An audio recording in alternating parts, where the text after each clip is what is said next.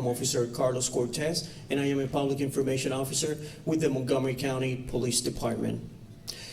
During this news conference, we're going to be sharing with you information about the arrest of an FBI special agent. Our speaker for today is Assistant Chief Nicholas Augustine, who is in charge of the operations of our Investigative Services Bureau. The spelling of his name is Nicholas, Nicholas, last name Augustine, Augustine.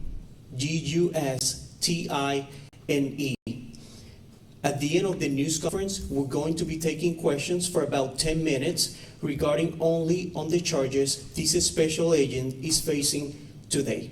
Thank you. Good morning, and I appreciate everyone being here today as we are asking for your assistance to help identify additional victims that may have been sexually assaulted in Montgomery County. Yesterday afternoon, Montgomery County Police took into custody Eduardo Valdivia, age 40, who resides in Gaithersburg, Maryland. Mr. Valdivia is currently employed as a supervisory special agent with the Federal Bureau of Investigations. He has been charged with 2 counts of second-degree rape, 4 counts of fourth-degree sexual contact, and 4 counts of second-degree assault. Mr. Valdivia is currently being held on a no-bond status and will have a bond review later today. These charges stem from conduct beginning in February 2024, with contact made to victims through Instagram page under the name of DC Fine Line Tattoos. We've identified 2 victims as of this moment. One of the victims was offered a free tattoo in exchange to model the artwork. The victim went to the tattoo studio located on Washingtonian Boulevard in Gaithersburg, Maryland, and met with a person named Lalo Brown. Lalo Brown was later identified through investigation as Mr. Valdivia. After the tattoo was complete, Valdivia offered to help the victim get work as a model, and she would receive additional information by email. The victim received an email offering her to do a test photo shoot and interview. The victim returned to the studio at a later date and was presented with a modeling contract. During the photo shoot, the victim was sexually assaulted by Valdivia. After this assault, the victim was coerced and threatened with legal action if she did not return to comply with the contract. Concerned with the legal ramifications, the victim returned for a modeling shoot approximately 2 weeks later at the Courtyard of Marriott located in Gaithersburg. The victim stated she did not want to participate in the modeling shoot, but Valdivia told her that the client had already paid for the suite. During this modeling shoot, the victim was again sexually assaulted.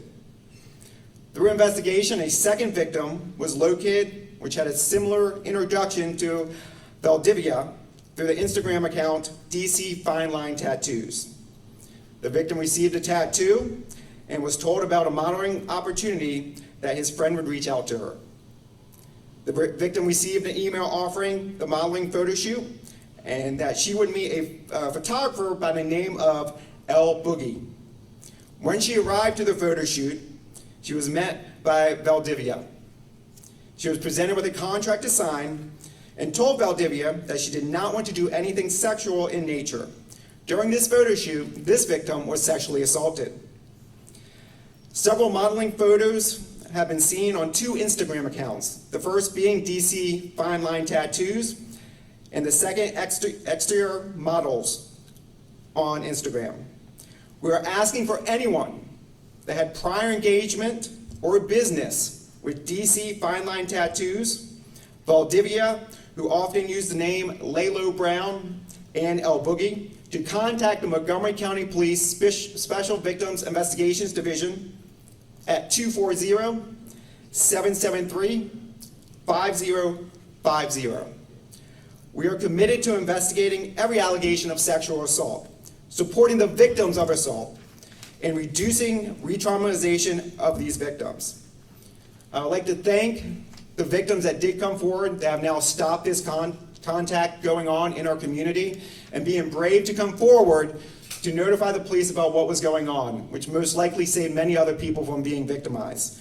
To thank the detectives that have been working on this case for now over 3 weeks, that have gathered evidence and ultimately led to the arrest of Mr. Valdivia yesterday. And to our media that's here today for sending our message out, so hopefully we can locate other victims if they do exist and hold those accountable that have committed these acts and hopefully reduce the victimization in our community. I'll be available to take some questions that you may have. Yes. All right. So we're gonna have the mic. You guys gonna have the mic. We have an audience online that are listening to us. So we just ask you to please raise your hand. And Deegan over here, our PIO Deegan, is gonna come around with the microphone. So our online and community who is watching us online can hear the questions. Thank you so much. So who has a question? Right here. Hi, Paul Wagner with NBC4. Online for this court, it says for the warrant that I can see online, it says that the incidents happened in early September and mid-September. But you said February.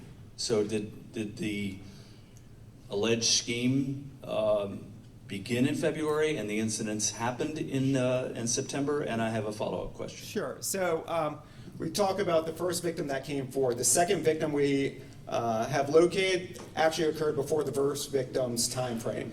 So the first victim that came forward, her incidents began in August. The second victim that came forward, their initial contact started in February.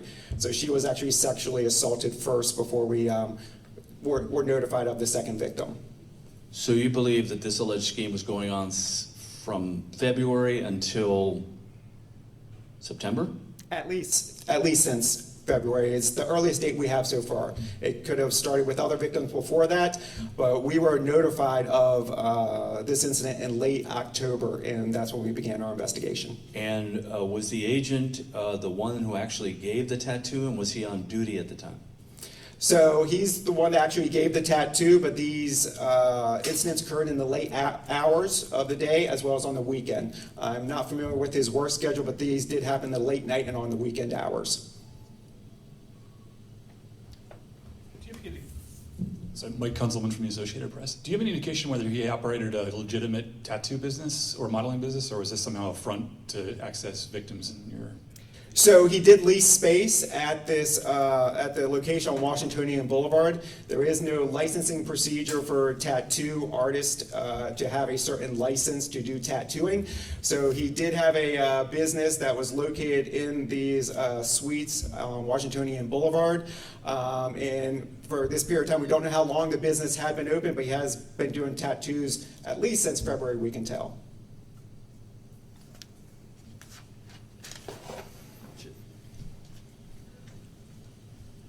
Thank you. Ford Fisher from News to Share. My question is there any indication that this agent's status as an agent or authority as an agent had any impact or involvement in the crime that you're alleging?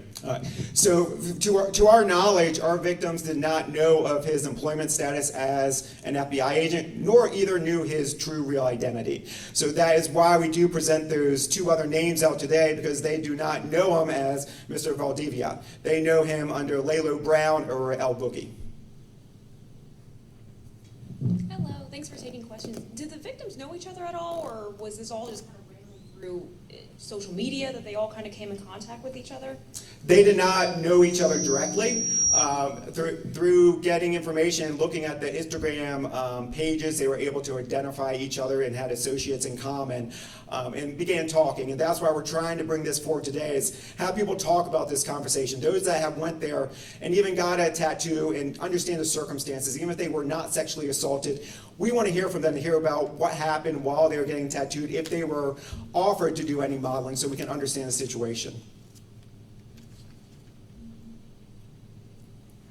You're asking victims to come forward, but do you already have any leads that they're reason to believe that there are other victims beyond the fact that he was apparently doing this more than once?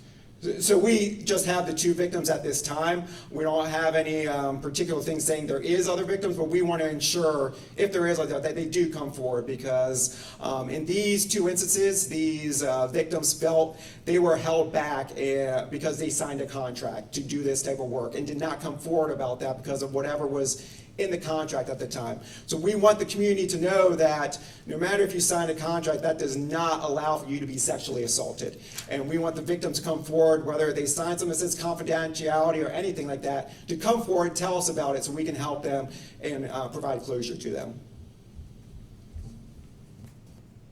Thank you. Kate Ryan, WTOP.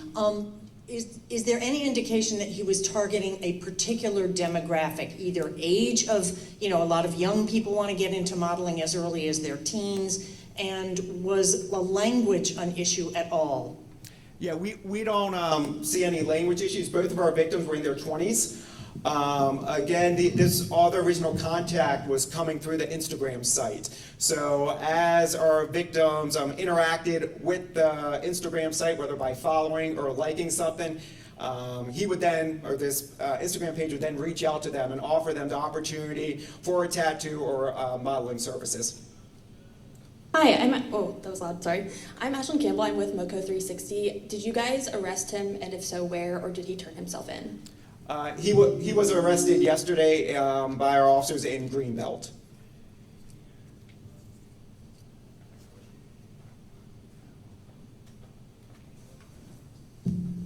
And can you clarify the,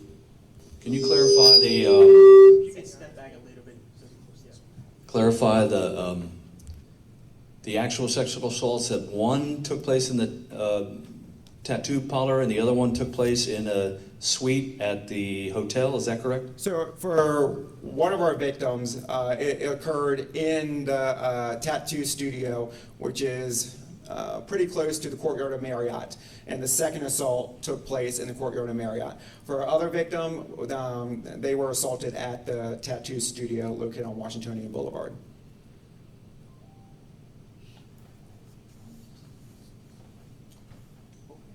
All right, well, I thank you, and I appreciate it, and have a safe holiday. Thank you.